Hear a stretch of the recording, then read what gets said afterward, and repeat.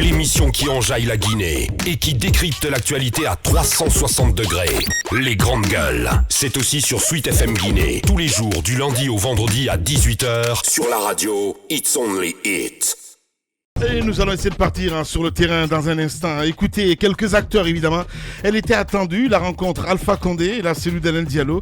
Il faut dire que de bons offices, donc notamment le ministre d'État, conseiller personnel du chef de l'État, y ont assidûment travaillé depuis des semaines. Elle va avoir enfin lieu ce lundi dans l'après-midi au Palais Sékou Touré.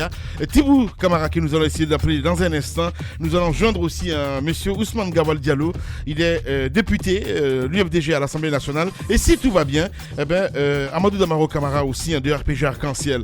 Cette initiative présidentielle qui a été déglinguée, cannibalisée, il faut le dire, censée aider à sortir plus de femmes donc de l'extrême pauvreté et à rendre bien donc d'entre elles autonomes via un fonds revolving, en l'occurrence l'ANAMIF, Agence nationale de microfinance, qui, du fait d'une gouvernance et d'une gestion malsaine, a fini donc par être fossoyé sur les 130 milliards de francs guinéens alloués donc à ce programme. Une bonne partie donnée en prêt à des groupements féminins dans des conditions parfois douteuses n'a été que faiblement remboursée. On essaie de comprendre avec Mariatou Ba, ancienne présidente du conseil d'administration donc de l'ANAMIF, conseillère donc chargée de la coopération à la présidence de la République. Nous allons l'appeler ce matin. Donc Gawal me signale qu'il est déjà dans nos locaux, il n'y a pas de problème, donc on va la voir dans un instant. Quelques SMS que nous recevons à l'instant T sur notre plateforme GG au 8037. Bonjour les grandes gueules. Lamine, cette rencontre entre Alpha et Cellou Dalein Diallo n'aura aucun effet positif dans la situation politique guinéenne, car le président ne respecte jamais les accords. Donc c'est Alpha Barry, Boubacar Barry, donc depuis Luanda, qui nous envoie ce message, qui nous écoute évidemment à travers notre site internet, le www.espacefmguinée.info. On reste avec cet autre. Bonjour.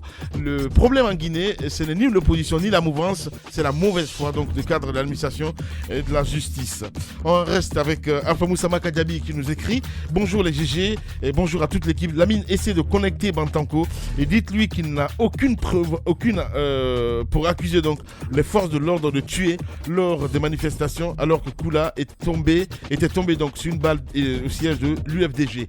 On reste dans le sillage avec ces auditeurs sur le 657 39 13 13. On a sur Twitter Mamadou Condé, Mamadou, il y a Gawal Diallo qui nous écrit: bonjour les GG, encore une fois c'est une rencontre entre Alpha et Cellou pendant laquelle une nouvelle date de manifestation sera annoncée par l'opposition. Moi, je reste pessimiste, tout comme Lamine Guirassi, parce qu'il n'y aura rien de concret. Donc, c'est un auditeur sur Twitter qui nous envoie ce message. Le temps pour Ousmane Gawal de s'installer dans ce studio. Fasseli Konaté qui nous écoute du côté de Zérékoré. Tant qu'on mettra de côté les lois de la République en parlant de consensus, comme il l'a dit Bantanko, on ne sortira pas des crises. Et le remaniement ministériel n'est pas la solution. C'est au président plutôt de remanier sa façon de diriger en laissant la main libre au ministre. C'est du côté de Zérékoré, on nous envoie ce message. On a Alseni Farintan Camara qui nous écrit sur Twitter, Mamoudou Condé: on ne peut pas gérer un pays sur la base des accords politiques. Il est évident aujourd'hui la CENI n'est pas tout à fait crédible. La presse est moins indépendante. Donc pour les prochaines élections, il faut absolument l'arbitrage de l'ONU pour réclamer donc les résultats. On reste avec cet autre Ibrahim Din Kamara qui nous écrit sur Twitter: salut les GG, dites à Moussa d'arrêter un peu. Kassouri est foncièrement impliqué dans la gestion de notre pays. Qu'est-ce qu'il apporte si ce n'est que les voyages, les forums économiques qui ne rapportent rien aux conditions contribuables de Guinéens. Merci à tous ces auditeurs. Nous avons en direct monsieur Damaro, évidemment, qui intervient. Bonjour Damaro. Bonjour, comment vas-tu? Ça va très bien, et toi? Moi, je vais bien. Merci de répondre aux questions des grandes gueules. Alors, cette rencontre qui était attendue, qui va avoir lieu dans l'après-midi, entre le président de la République et le chef de file de l'opposition guinéenne, du côté de la mouvance présidentielle, de quel œil vous apercevez cette rencontre? Bon, ce genre de rencontre devrait avoir lieu depuis plus d'un an maintenant. Plusieurs rencontres devraient avoir lieu depuis la dernière fois. Je crois qu'on a institutionnalisé ce genre de rencontres et nous devons reprocher aux deux que ces rencontres n'aient pas été usitées pour calmer les jeux. Et nous saluons l'initiative du président de rencontrer le chef de file de l'opposition. Et on ne s'est jamais rencontré pour gâter, on s'est toujours rencontré pour trouver des solutions. Oui, trouver des solutions. Vous devez saluer aussi la démarche du chef de file de l'opposition d'accepter d'aller rencontrer le chef de l'État. Ce n'était pas gagné d'avance. Oui, ce n'était pas gagné d'avance. Ça a dû être négocié. Et c'est comme ça aussi que ça se passe en politique. Il y a d'abord des tractations, ensuite on donne le reste à vous, les médias, pour dire voilà, nous sommes prêts. Beaucoup de choses qui sont certainement passées avant. Bien. Alors, nous, moi je suis un peu pessimiste ce matin avec Mafouli Abangoura dans ce studio. Vous, comme vous le dites dans votre intervention ce matin, à lire votre intervention, c'est comme si vous n'attendiez rien du tout en fait à la fin du compte de cette rencontre. Oh non, si, moi j'attends beaucoup de choses, c'est ce que j'ai dit. J'ai dit qu'en Afrique, chaque fois qu'on se rencontre, c'est pour arranger. On ne se rencontre jamais pour gâter. Donc, chaque fois que les deux se rencontrent... Sauf que ce n'est pas une première, Amadou Damaro. Ils doivent pouvoir trouver des solutions ou des ébauches au moins de solutions qui peuvent être terminées par nous autres. Honorable Damaro, la pomme de discorde est bien connue. Comment trouver une solution au sujet de ces voix, dit-on, qui ont été volées à l'opposition? Comment? Parce que, à moins d'une solution miracle, ou bien une solution politique, comment on peut sortir de cette crise-là? Oui, il faut qu'on apprenne à ne pas toujours considérer nos républiques comme des républiques bananières.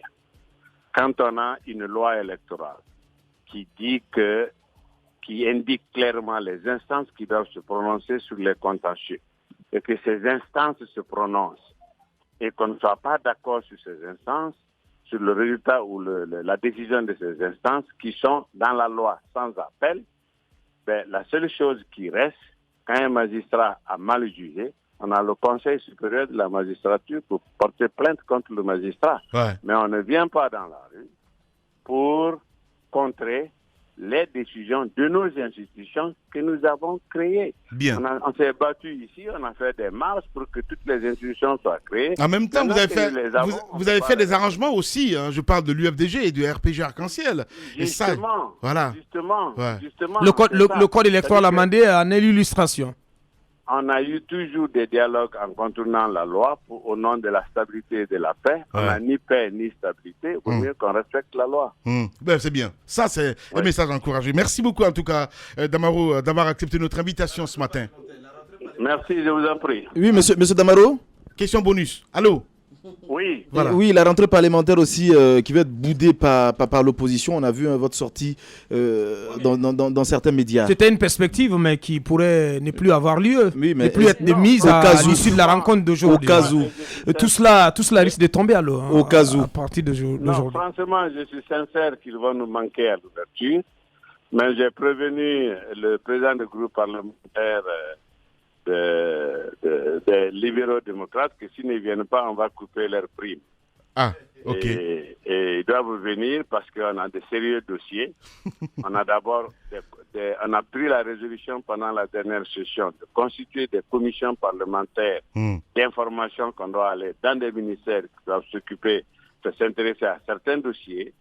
Deuxièmement, c'est la session qui doit amender la loi 016 relative à la CENI. Nous avons le code civil réclamé à corps et à cri par la société civile. On ne peut pas laisser tous ces dossiers et s'amuser à bouder l'Assemblée pour des raisons que l'Assemblée ne peut pas régler. Voilà, évidemment, vous avez besoin des acteurs parce que l'Assemblée nationale, c'est un gros théâtre. Merci beaucoup. Voilà. Merci. Politiciens véreux, fonctionnaires corrompus, promoteurs immobiliers voyous, justice passive. La Guinée devient-elle mafieuse? Les grandes gueules d'Adafo Média ne lavent pas plus blanc, mais vous permettent de défendre votre pays en vous informant. Avec les grandes gueules d'Adafo Média, dénoncez les turpitudes, nous garantissons le secret des sources. Envoyez vos documents à espacefmguinée.info, rubrique Contact. Les grandes gueules d'Adafo Média ou le socle de la liberté d'expression en Guinée. Vous le voyez à l'écran, on l'appelle Gorka Soussaï. On essaye de comprendre avec lui l'actualité évidemment. Bienvenue Ousmane Gawal, bonjour. Bonjour. Bonne fête. Merci. Alors, l'actualité, M. Gawal, c'est cette rencontre qui est annoncée. Fête de Pâques, Moussa Moïse. Eh bien. Ben oui. Il a oublié. Il a oublié Moussa Moïse. Moïse qui oublie. Ouais. Pâques. Allez-y. C'est pas normal. Alors, il y a cette rencontre entre le chef de l'État et le chef de file de l'opposition aujourd'hui à 15h. C'est une rencontre qui était attendue, même si on nous parle de rencontres quotidiennes, mais on sait qu'il y a l'urgence vu les manifestations et ce que l'opposition réclame. Qu'attendre de cette rencontre ? Nous espérons que le chef de l'État a pris la mesure de la situation de crise dans laquelle le pays est depuis la proclamation des résultats de l'élection du 4 février. Nous espérons que les lignes ont bougé. Ouais. Nous avons des exigences qui s'articulent autour de 2 points. Le premier, c'est de faire en sorte que les Guinéens puissent tourner le dos à la fraude qui est faite par des institutions, par des hommes qui sont dans le système. C'est très important. Cette confrontation des PV qui sont donnés par la CENI avec ceux qui ont été centralisés, c'est une étape de clarification qui peut être importante pour la démocratie et la paix dans ce pays. C'est important. La deuxième chose, c'est que l'on réaffirme la volonté du chef de l'État de conduire à la mise en œuvre de l'accord politique du 12 octobre parce qu'il y a toujours des points d'achoppement qui concernent la loi sur la CENI et le fichier électoral. Donc c'est très important que cette rencontre, si elle a lieu, comme prévu, qu'elle puisse déboucher, non pas sur des promesses comme cela a été le cas dans le passé, mais sur du concret pour faire en sorte qu'on ne revienne pas demain pour encore faire des manifestations, des violences, dialogue, etc., etc. Il faut que chacun des acteurs engagés prenne la mesure de sa responsabilité et conduise finalement ce pays vers la responsabilité. Ouais, cette question, Abakar, avant de partir avec la pub, à vous entendre, vous êtes fatigué de ces manifs. Mais tout le monde est fatigué. Ah ben voilà. Le choix premier de l'opposition n'est pas de manifester. Il faut savoir que dans un pays normal, entre deux échéances, l'opposition se réorganise pour la reconquête du pouvoir. Les manifestations doivent rester du domaine des syndicats, de la société civile. Ce n'est pas donc le choix premier. Malheureusement, l'absence des institutions de recours, l'absence de réponse institutionnelle aux préoccupations de l'opposition fait qu'on n'a pas beaucoup d'espace d'expression que la rue. Et j'espère que cette rencontre va faire en sorte que l'on tourne le dos à cette forme de manifestation. Et puis que le dialogue peut être la solution à toutes les crises, à condition que les acteurs s'engagent sincèrement et que les accords puissent trouver des réponses en application, en mise en œuvre, et que cela permettra à la Guinée peut-être de trouver d'autres moyens de s'exprimer que de passer par la rue. Ce n'est pas le choix premier et ça coûte extrêmement cher à l'opposition en vie humaine, en matériel et puis en énergie. Ça nous cantonne dans un débat qui n'a finalement pas de sens et qui ne nous permet pas de réactualiser notre projet de société et de réaffirmer notre position sur des sujets d'intérêt nationaux qui sont les institutions, la démocratie, l'économie, le droit, la société, etc. Donc on a d'autres préoccupations que l'on voudrait partager avec les Guinéens que les manifestations. Pensez-moi si je rêve, hein. Honnêtement. C'est de Ousmane Gawal, évidemment. Allez, on revient. Véritable success story de la radio Espace Guinée, les grandes gueules, détentrices des meilleurs scores radio en Guinée, de la meilleure émission talk show, a donné le créneau horaire du départ au bureau et du retour à la maison, récoltant depuis des années consécutives le titre d'émission la plus écoutée en Guinée, toutes catégories confondues. Un grand total de plus de 5 millions d'auditeurs ont été fidèles au talk show Les GG, diffusé jour après jour sur toutes les stations du réseau Adafo Média de 9h à 10h30, un exploit qui restera longtemps dans les annales de la bande FM en Guinée.